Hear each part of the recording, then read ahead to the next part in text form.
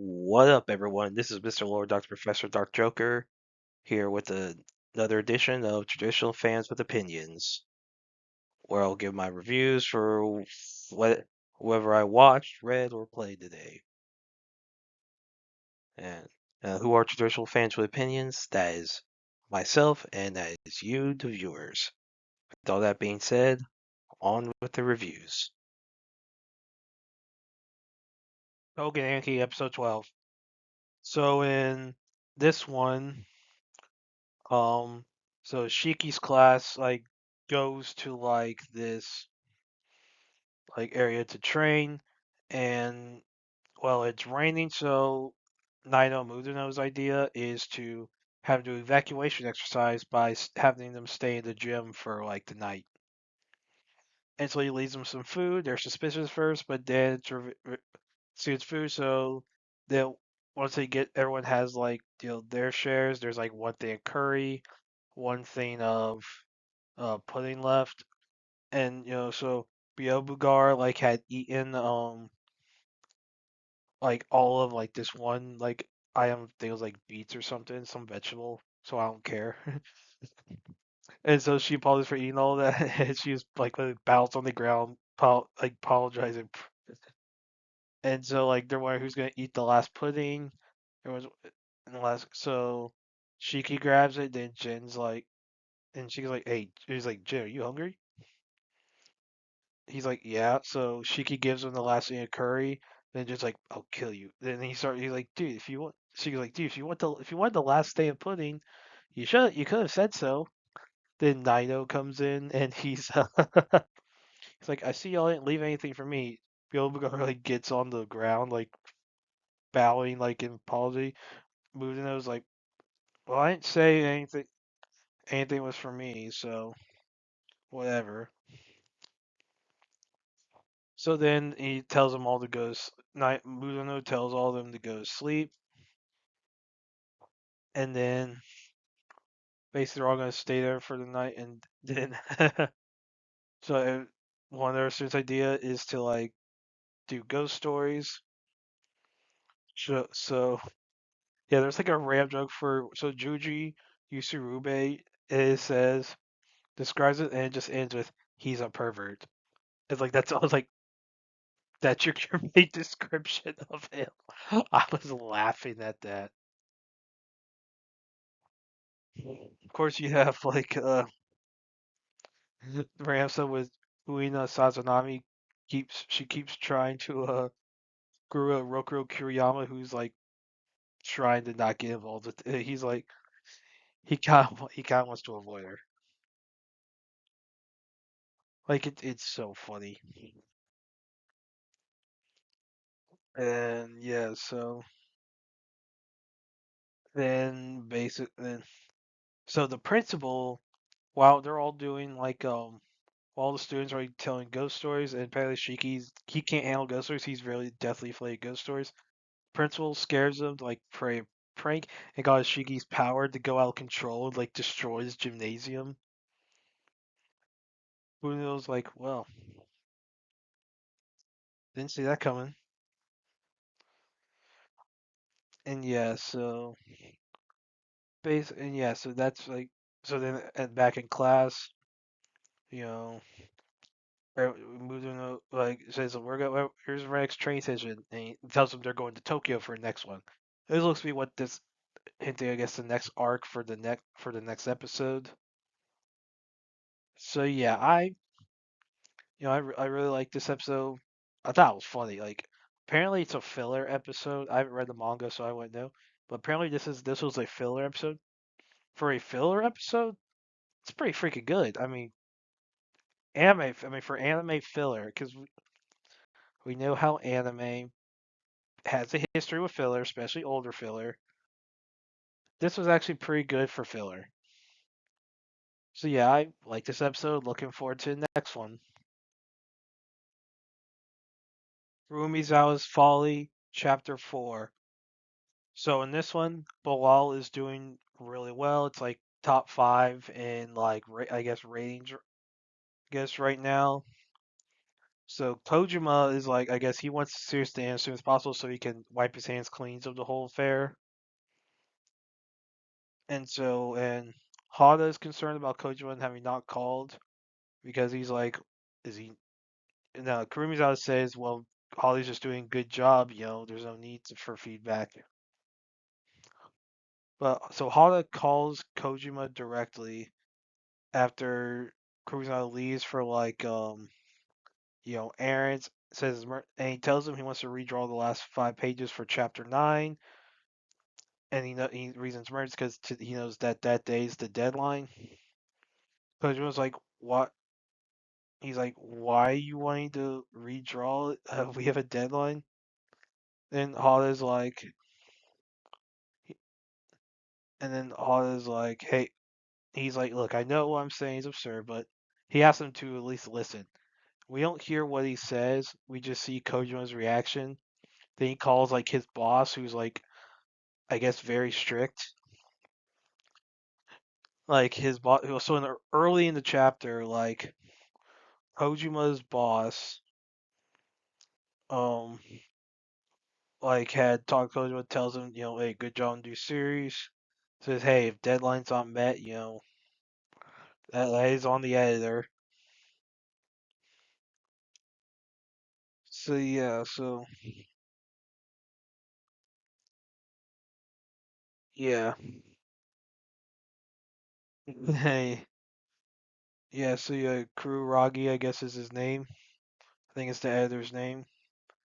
I guess he called Kuragi the Dragon just because of his how strict he is. He's like his catchphrase is "Turn the chapter or go to hell."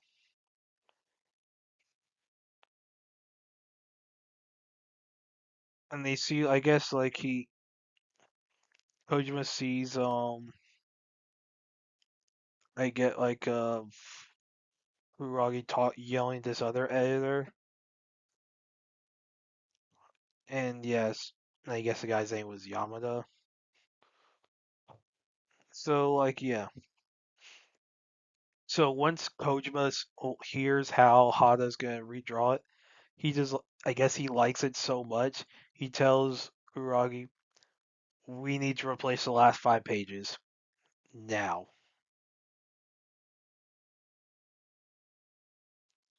He's like, "I'm swapping out the last 5 pages." And so it's like next chapter we're gonna see how Kuragi like reacts to it. If Kojima's gonna tell him what the story is, who knows? Like I was like, okay, this gotta be really good. So yeah, I mean honestly, I would want Bilal to be like a side series for this, like kind of like what Fairy Odd Parents should have done with Captain Nebula. Like if y'all remember the Captain Nebula backdoor pilot in Fairy Odd Parents years ago, back when Fairy Odd Parents was good. They had like the Captain Nebula show within a show, like what also like what Buzz Lightyear Star Command was with Toy Story was a show within the Toy Story universe. Not that stupid Lightyear movie, but also how like the characters in this manga are describing Bilal. I would want a Bilal manga like just to show as like a side story going on, like acts as like a spin. I kind of want to see this Bilal spin off. I guess if they did that they will wait till this manga is done, which I don't know how long Kurumizawa's Folly will go. Like, I guess however long it takes for Hada to learn about what's going on. But yeah, I really like this chapter. Looking forward to the next one. One battle after another. So this starts out so you have like this basically this Antifa like revolutionary group called the French 75. Basically, I guess it's inspired by like the French Revolution or something. I don't know.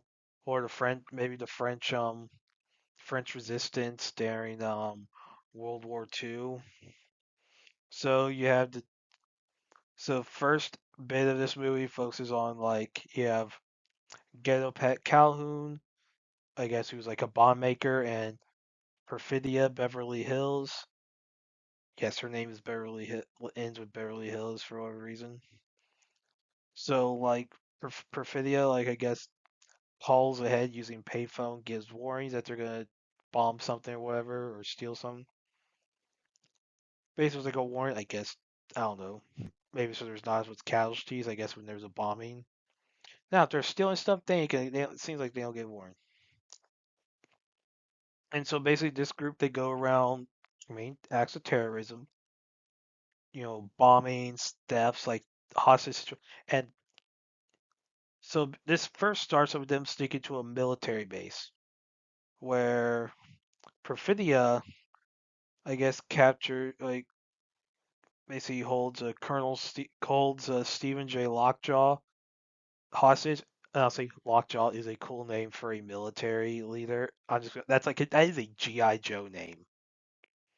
They have a guy, so the main villain it basically sounds like a GI Joe character based off the name. Yeah.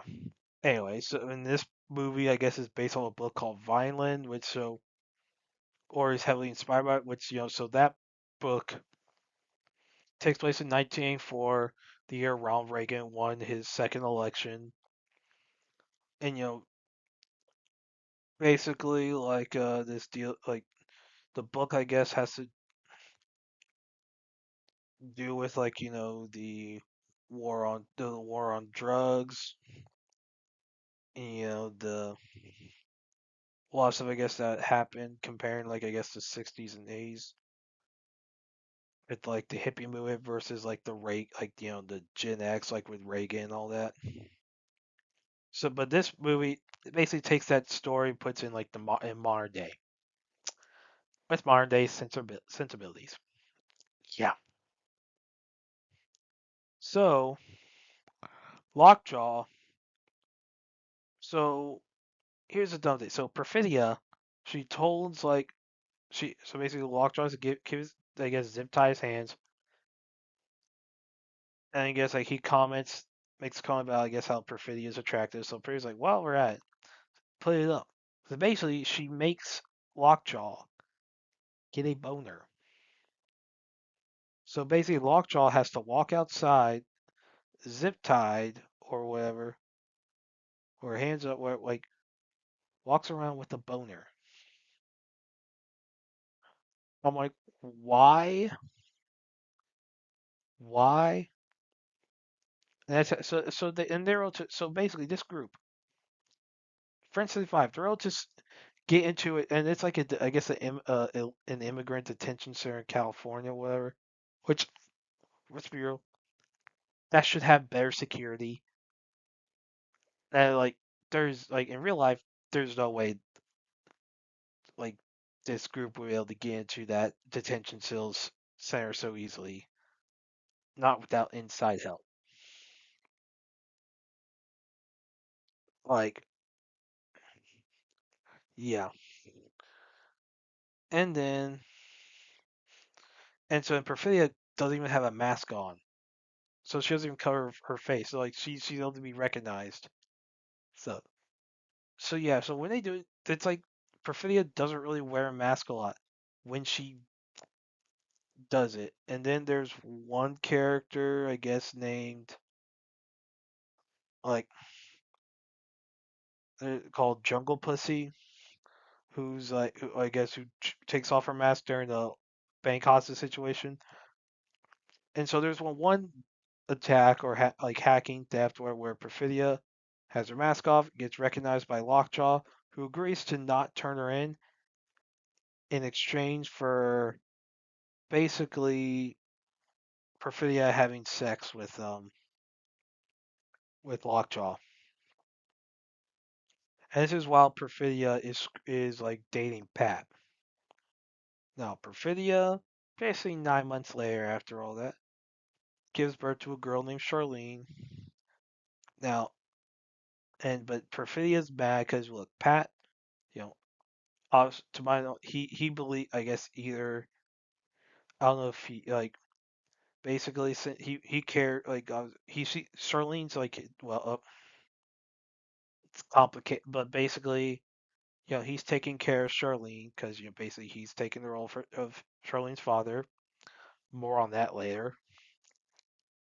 So he's like, "Hey, I'm her dad." He's like, "Hey, I'm her dad. I'm gonna take care of her because she's my daughter." And that's how Pat. And so he's trying to be a father to Charlene, and because Charlene's an infant, he's like, I feel that I guess she was calling her mother like, uh, I feel like he doesn't want to. He just sees me as a meat bag. Doesn't want to. He just wants to take care of the kid. I'm like, he's pulling his freaking weight, trying to take care of the kid. Now, what he should be doing is trying to make some money to take care of the kid. If you want to say that, that's one thing. But no, basically, Perfea wants all of his. Basically she wants the baby to not really have any attention. She's like she feels jealous of the attention the baby's getting. Like it's a freaking infant. Charlene kid's an infant. So you have Pat trying to take care of the baby. And so Perfidia like leaves Pat and Charlene to basically continue being revolutionary, and she shoots a security guard during the bank robbery. Basically, while like tells the security guard not to move, shoots him in the leg, and when he keeps moving, she shoots him in the head and kills him. She kills it. Basically, she kills the security guard, and so they all run, and Perfidia is captured. Lockjaw makes a deal with her to where basically Perfidia can go to witness protection program, avoid prison, in exchange for riding out the French 75. Yeah, so Perfidia proves herself to not be a true believer because she's a selfish prick. She sells out her allies, and Lockjaw has his men hunt down French 75. Basically a bunch of them are shot on sight, which granted given their activities, you know, obviously I can see why they be packing heat, why the cops be packing heat and be willing to shoot on sight. Although there's an issue about them being Americans, like you know, and like there's some legal issues going on, but I'm not gonna. But Pat goes on the run with Charlene, who's still an infant, and they live in hiding. And they basically they use the aliases Bob and Willa Ferguson. And Perfidia escapes her wherever safe house is in for Witness Protection program, and I guess she goes to Mexico. So 16 years later, basically, there's a so Bob and Willa live in a sanctuary city called Backton Cross. Bob is very you know, paranoid. He's basically a drug addict, very protective of Willa, and Willa, who's basically starting to act more like her mother. And so Lockjaw is now a colonel, and he's invited to join the Christmas Adventurers Club, which I guess is a group of white supremacists. A group of white supremacists that's willing to hire a Native American bounty hunter. You know, yeah.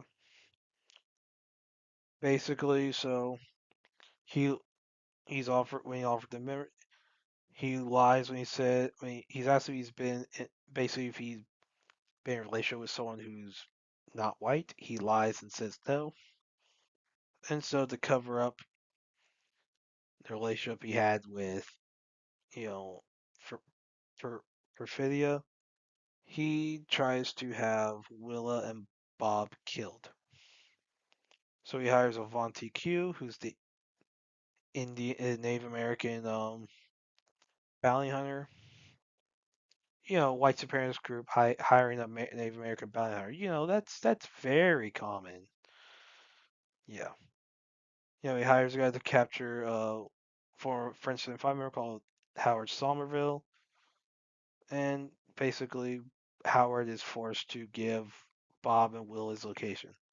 So Willa is saved at the prom by DeAndrews, a member of the French 75, basically gets Will out there right before Lockjaw's group gets to the school dance, and Bob tries to get out, like make his way to Willa. Keeps trying to find the where the rendezvous point is. Has some issues because he can't remember the password. So he escaped. He goes on the run with Sergio St. Carlos, who's Willa's karate sensei, and basically Sergio, like basically, I guess has like a tunnel system where he helps to evacuate, I guess, illegal immigrants. So he uses that to help Bob get out, but Bob falls off the roof when he's escaping with Sergio's students, and he's arrested. But some French 75 members help him escape, so he and Sergio go to like now. Bob has to go on foot when Sergio's about to be pulled over. Now Will is taken by Deandra to a group of nuns that grow weed, and she learns about. So she had thought for years that Perfidia had died for the cause. She learns that she like basically turncoated and ratted them all out. You know, because Perfidia is a selfish prick. Where opinions of the cause of her cause, which there's a lot of issues with it, but she proved herself. Well, I mean, with Perfidia proved herself to be not a true believer. Yeah. And so the Christmas adventurers who say like all hail Saint Nick, whatever, they uncover they find that they learn about Lockjaw's relationship with Perfidia, and they send like Tim Smith, one of their members, to kill him. And Lockjaw attacks the convent, captures Willa, and confirms that through DNA test confirms that he is Willa's father. So Bob arrives at the convict. He has a Sergio sniper rifle. He fails to kill Lockjaw, and so Lockjaw asks Avanti to kill Willa. So Smith finds Lockjaw and shoots him in the face, which causes his car to crash. And Avanti drives Willa to Lockjaw's men, but decides to free her and fight off Lockjaw's men and gets killed doing that. He said, which way Avanti said he told Lockjaw he doesn't kill kids, but he was willing to drive them to someone who would kill kids. I mean, come on. There's some issues there. That's a little hypocritical. I'm like, so you're a bounty hunter who's willing to do some illegal stuff. Good that you're not willing to kill kids. That's good, but you're willing to drive them to their death when they are innocent? Come on. Like, there's some issues with that. So Willa ambushes Smith and kills him when Smith does not know the call sign, the revolutionary countersign, which is basically it's a repeat of the revolution that will not be televised thing. That poem written by Gil Scott Heron. And so then she reunites with Bob. Now she has to confirm whether or not he is Bob. She, give the whole, the Rose of Terror speech. Well, now Lockjaw somehow survives getting shot in the head and wrecking his car. So he's seemingly welcomed into the Curse Adventurers, but when he's shown his office, he's gassed to death. Now, I don't know what type of gas was used, but the door to his office was, to my knowledge, was unlocked. He could have just walked out before dying. Like unless it was a really good gas that killed him very quickly. And given the type of door, like it was a glass door, I don't think it was sealed. So wouldn't there been a chance of it being of leaking out into the open area of the building? So yeah, so a lot of issues with that, and also, and his corpse is burned, so evidence is hidden. Now I don't know if it was knockout gas or if he was actually gassed to death and they just burned. Obviously, it burns by so even if he was knocked out, he was still dead from being burned from the fire. So Bob and Willa move back. They go back to their home. They're basically their trailer park home that Lockjaw had raided. So obviously, they're in the French 75's enemies would know about their house. So they just move back there. Some logical issues there. It's like, oh yeah, we're sure we won't be attacked again. And Bob gives Willa a note from Perfidia. I don't know when she sent it, if she left it whenever she abandoned them. But like, it's like, oh yeah, I love you, but well, don't know what you would be if you'll try to change the world like I did. Yeah, Perfidia didn't try to change the world. Basically, she was a darn thief. She was a bomber. She was a murderer. She was a lying whore who, to save her own skin, basically betrayed her cause. Whatever opinions about her cause, and okay, here's the thing about her cause. Here's what the French 75's cause was. Well, so there was a whole of basically anti-capitalism, pro illegal immigration, blah blah blah. I mean, here's he like basically they were very anti-law and order. Basically, like they want like there's a lot of stupid like their goals is like okay, are y'all just a bunch of anarchists or like basically they've seen why. Yeah, French 75 in this movie, they are a terrorist group. Like they act very immoral. They're portrayed as the good guys, but they are very immoral. There are no good guys in this movie.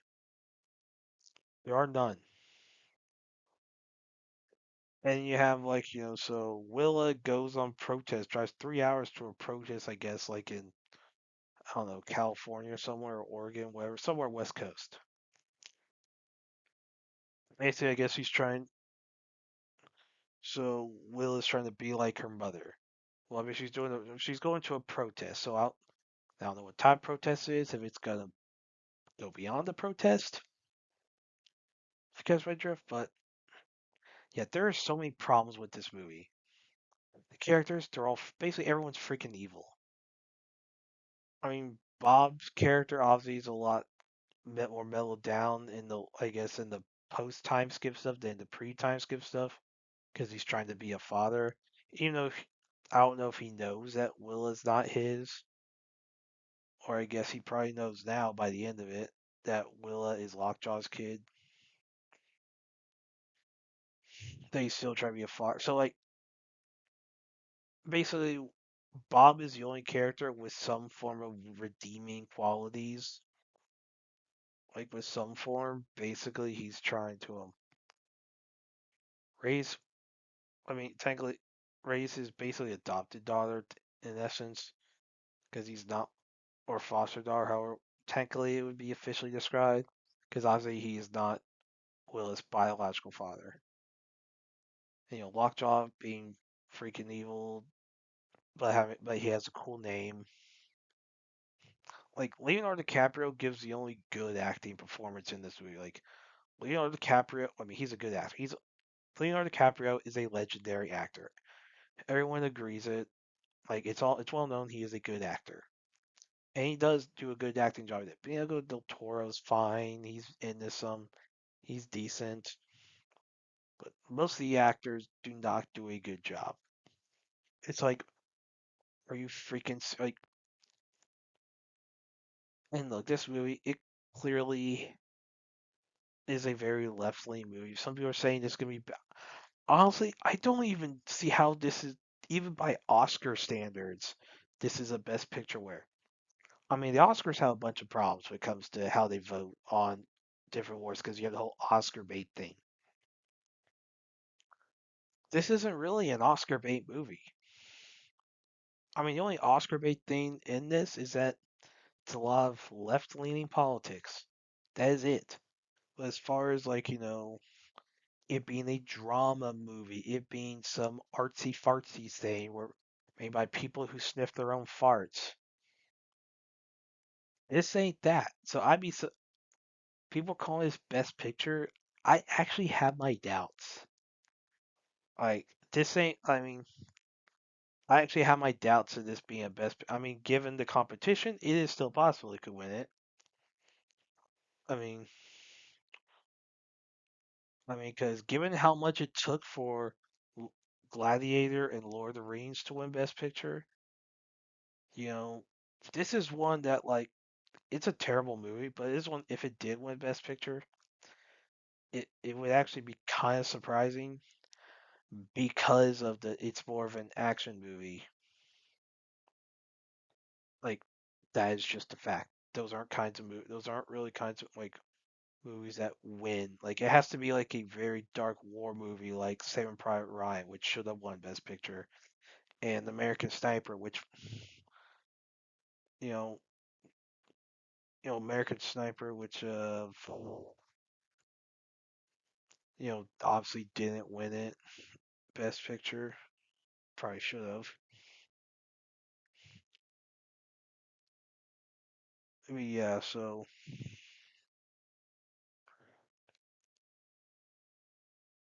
and then yeah. So there's so many dumb things with this. Like this movie's freaking awful. It is a terrible movie. I'm not a fan. It's freaking terrible. It's boring. It's freaking awful. It is a very hateful movie to like a large portion of potential audience. Like it was like, hey, you want to make a like there's one that's like, hey, you want to make a war movie with an enemy inside the U.S. trying to take a like they could have done like a Red Dawn like story, like the original something like the original Red Dawn. You know, you have okay, and under you America is taken over by a foreign country, and you have to and small and people try to form militia to fight back. That's a story you could do, and you could, I mean, basically you could just do Red Dawn, like re-release. I mean, we had a Red Dawn remake. I haven't seen either version. I've heard the original's incredible, and I've heard the second one's not that. The remake is not that great. But I mean, basically, they would have been better off doing a Red Dawn like story. But no, they just made Antifa the movie. It's a freaking terrible movie. Like, I don't understand why anyone likes it, why anyone says, oh, it's the best movie of the year. No, this is one of the worst movies of the year.